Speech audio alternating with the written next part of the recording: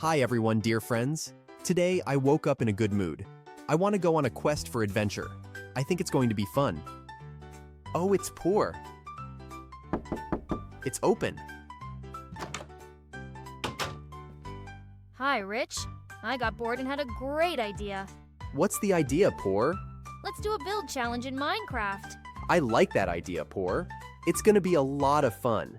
Let's go. But first, we have to say hi to our viewers. Of course, Rich. Hello everyone, dear friends. Today we will build awesome buildings in Minecraft. We'll have 3 rounds in total. And you write in the comments who did it better. Are you ready, Poor? Yes, Rich. Let's get started. I will be using different colors of wool in this round. All right, time to get creative with this first round. A chocolate bar might seem simple, but I want to make sure it has that irresistible, grab me and eat me kind of look. I'm keeping it small and neat for this round, focusing on the details. The wrapper is the key here. I want it to really pop against the rest of the design.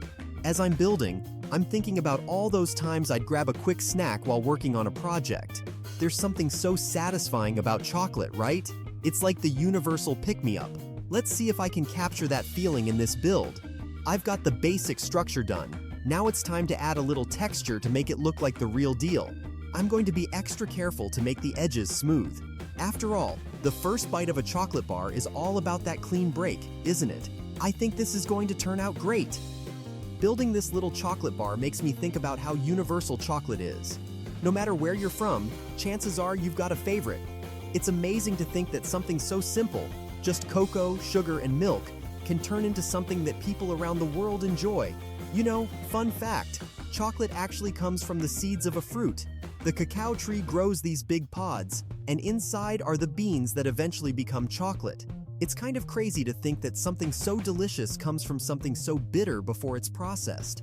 While I'm working on this, I'm also laughing about that one time Poor ate way too much chocolate during a build session. He said he needed the energy, but all it did was make him hyper. I think we both learned a lesson that day. Everything in moderation, right? That was cool. I wonder what Poor is doing now. Okay, my first chocolate creation is going to be simple and small. I'm not going for anything fancy this round, just something that looks tasty and does the job.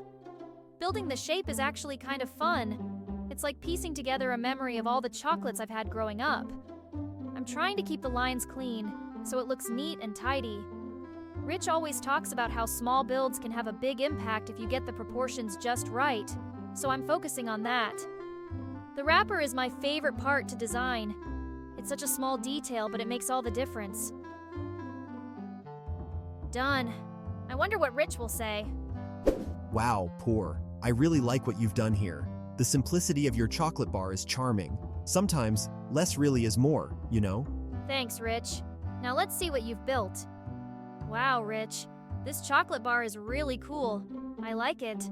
Thanks, Poor. For round 2, I'll be using wool, wood, and other colored blocks. All right, stepping things up for round 2. I'm thinking of one of the most famous chocolate combinations out there. You know the one. It's got that perfect balance of crunch and sweetness. I want to get the shape just right because this bar has a very specific look that makes it instantly recognizable. As I'm building, I'm thinking about how clever the design of some chocolate bars is. They're not just tasty, they're actually engineered to make you crave them. From the packaging to the textures, everything is carefully planned. It's kind of cool when you think about it. The hardest part is making sure the sections are even.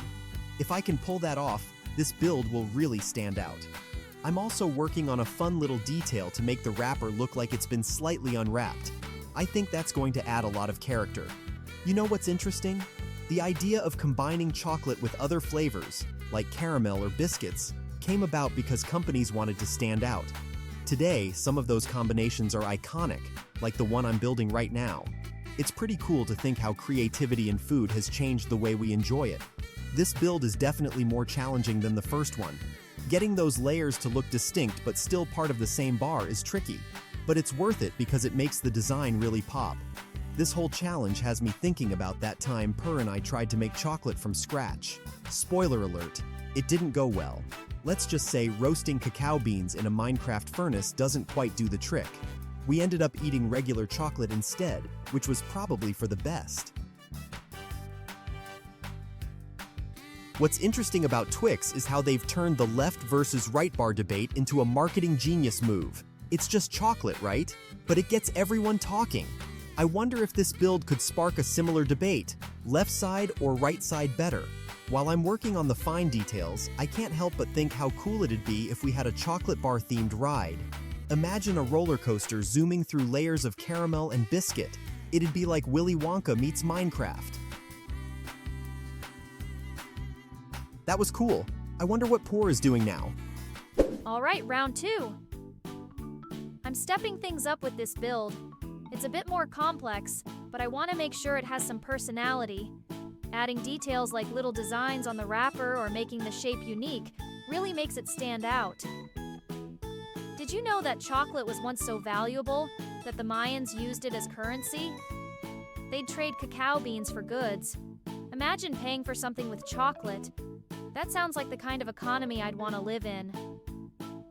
While I'm building, I'm thinking about all the times Rich and I argued over the last piece of chocolate in a shared stash. He always says it's about strategy, but I'm pretty sure he just sneaks an extra piece when I'm not looking. It's all in good fun, though. Maybe I'll build this one as a peace offering. This round, I'm going for a chocolate that's all about surprises. It might look simple on the outside, but inside, it's got a lot going on.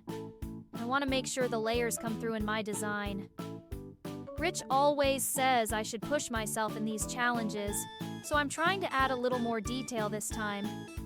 It's definitely trickier, but I think it's worth it. Done. I wonder what Rich will say. Poor, this is absolutely incredible.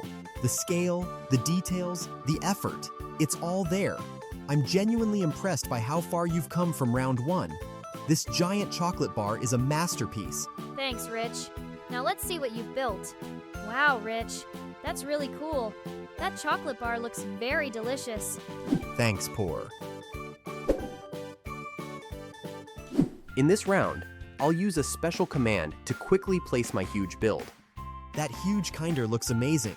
I really love Kinder, but I always end up with the same toys. It's sad. This build is very realistic and detailed. It's like I'm looking at a Kinder in real life. I'm shocked. Very cool. That was cool. I wonder what Poor is doing now. Okay, here we go. The big finale. I'm going all out with a massive chocolate bar. The goal here is to make something that looks larger than life, like it came straight out of a candy lover's dream. I'm focusing on symmetry and balance for this build. A bar this big needs to look like it could break into perfect squares. It's tricky getting everything lined up, but it's really satisfying when it all comes together. Thinking about this reminds me of all the times Rich and I used to compete over snacks. Who could eat a candy bar faster? Or who could guess the flavor blindfolded? This feels like the ultimate tribute to those fun times. Did you know that the largest chocolate bar ever made weighed over 12,000 pounds? That's enough chocolate to last a lifetime. Or maybe just a weekend if you're a serious chocoholic. It's wild to think about the kind of passion people have for something as simple as chocolate. As I'm building, I'm also thinking about how much fun this challenge has been. It's not just about the competition, it's about sharing laughs and memories with Rich. Even when he sneaks a few jokes about my builds, I know he appreciates the effort. This chocolate bar is going to be massive, with all the details dialed up to 11. I want it to be something that makes you stop and say, "Wow, now that's chocolate." Let's see if it impresses Rich. Done. I wonder what Rich will say. Poor, this is absolutely incredible. The scale, the details, the effort, it's all there. I'm genuinely impressed by how far you've come from round 1. This giant chocolate bar is a masterpiece. Thanks, Rich. Now let's see what you've built. Wow, Rich. That's really cool. This Kinder is so huge I can't see the top. Thanks, Poor. It was fun today, Rich. But it's time to take a break. You're right. We should go. Bye, Poor. Bye, Rich. See you tomorrow.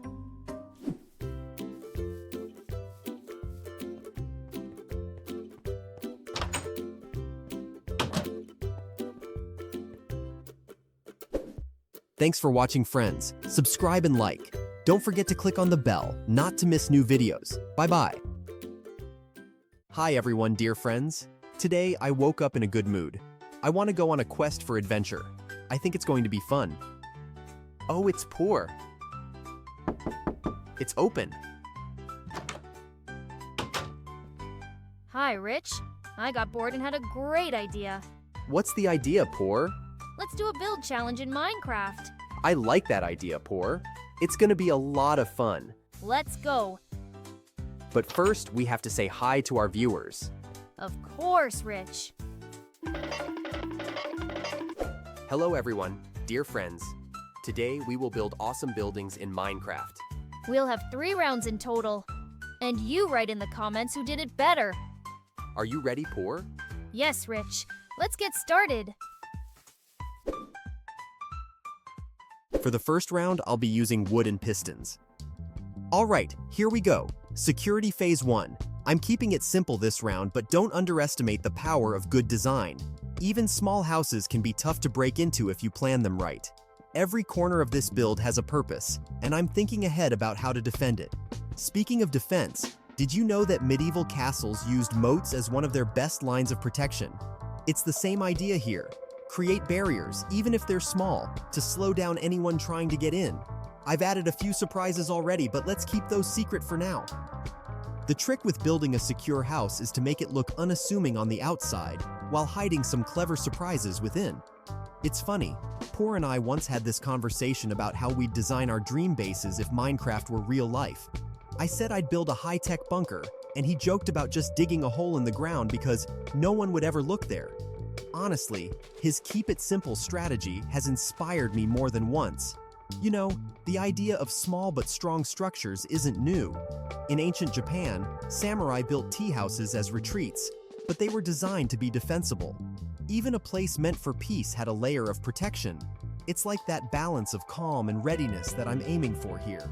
Every little detail, from reinforced corners to hidden traps, is planned with that in mind. All that's left is to add the essentials for survival: workbench, stove, chests, safe, bed, and closet. That was cool. I wonder what Poor is doing now.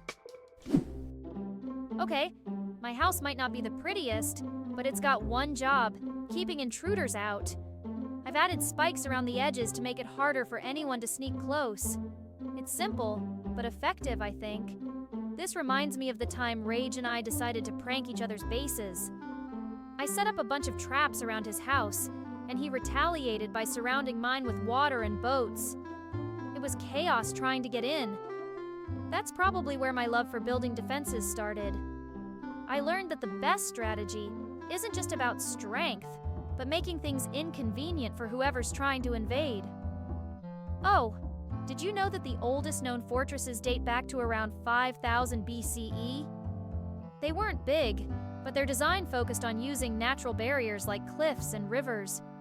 It's kind of like this: small, but with strategic placement to keep enemies at bay. Rage and I have talked about defenses before, like those big fortresses you see in movies. Mine's a mini version, but it still counts.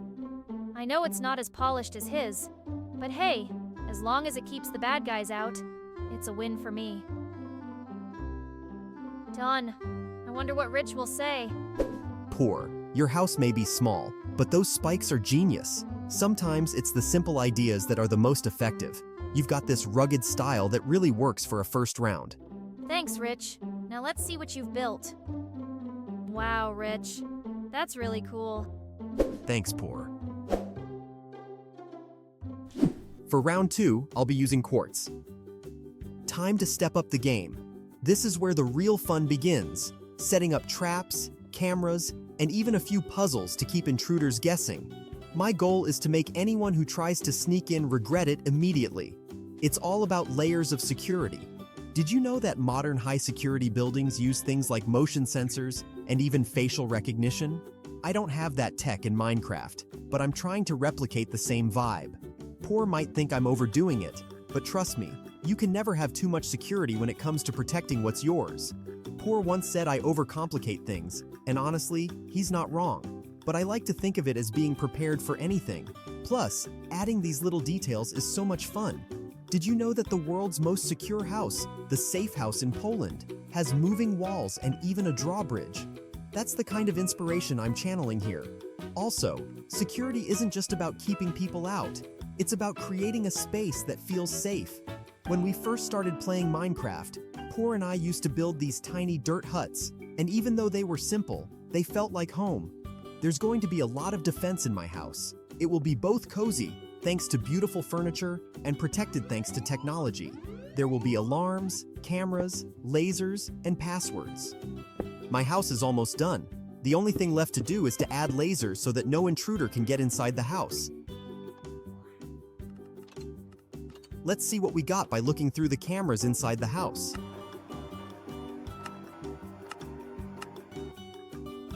That was cool. I wonder what Poor is doing now. This time I've gone for something a bit more high-tech. My house has cameras and even a turret system.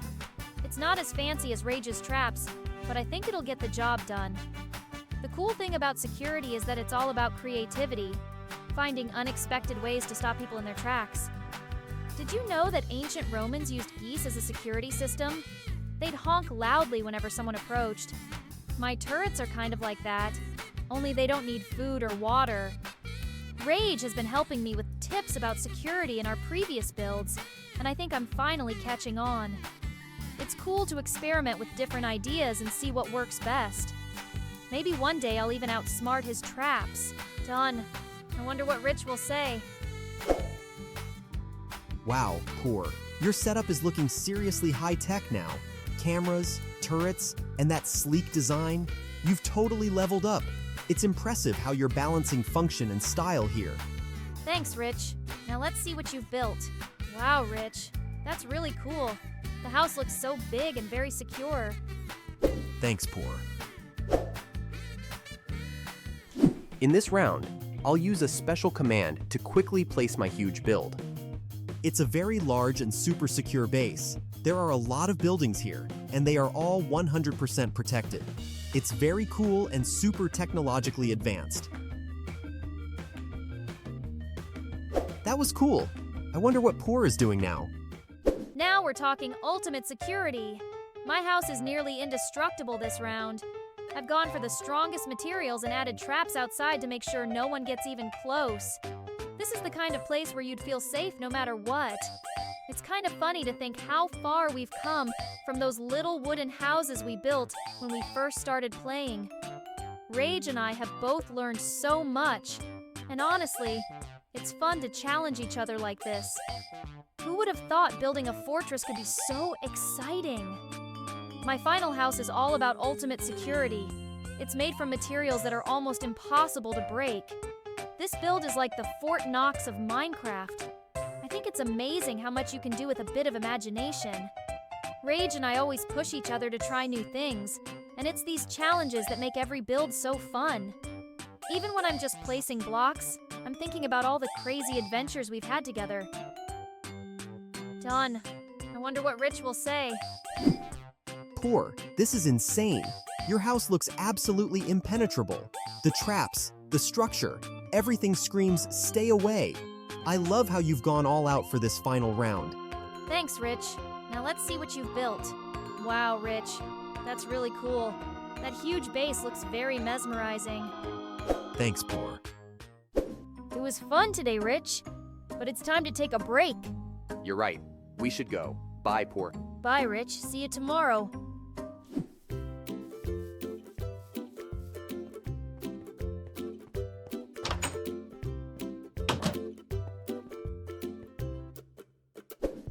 Thanks for watching, friends. Subscribe and like. Don't forget to click on the bell not to miss new videos. Bye-bye.